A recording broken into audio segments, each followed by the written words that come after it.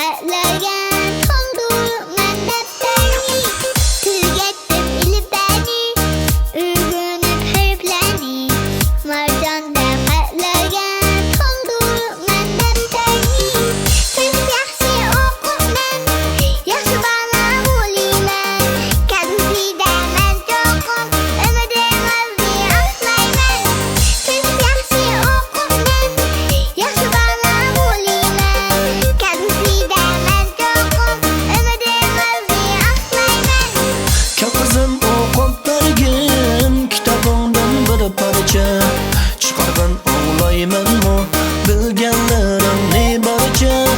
Oma qizim o'qib bergin kitobingdan bir parcha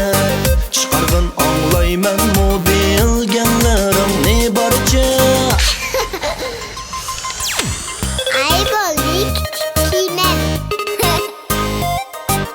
Organ ayağa oturdum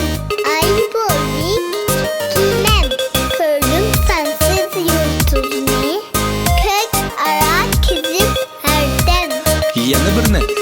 Makul da Kızının ailede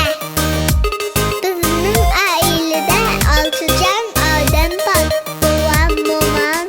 dadam, atam Men ve ufkam Babam bilen momamdan ilişka çıktı Dadam Saud'da işleydi Apam doktor Men birinci sınıfta okuyman Ufkam balalar bahçesinde oturdu Kızının ailede mükemmülük Hemmimiz birbirimizge küynümüz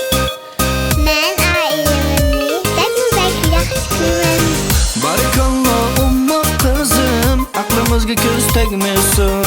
Borliqimsiz umidimsiz mening umma qizimsiz Barakallah umma qizim aqlimizga ko'z tegmasin Borliqimsiz umidimsiz mening totli qo'zimsiz Canına dinim ata Siz yaxshi o'qiyman Kalgusida men cho'qib Yarımliq odam bo'layman Canına dinim ata Siz yaxshi o'qiyman Kalgusida men cho'qib Yarımliq odam bo'layman Kalgusida men cho'qib Yarımliq odam bo'layman